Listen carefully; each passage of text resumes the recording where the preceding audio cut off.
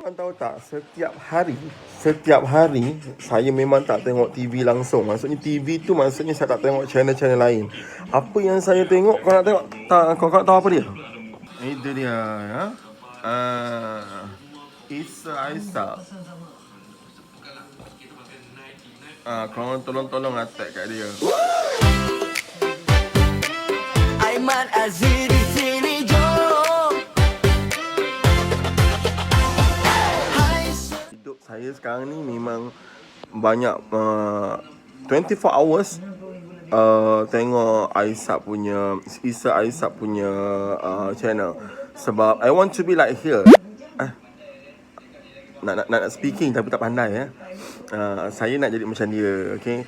Saya nak ubah saya punya kehidupan, saya nak ubah saya punya kewangan. So korang yang tengok ni, korang tolong support, right? Saya cuba untuk bagi korang konten-konten yang best.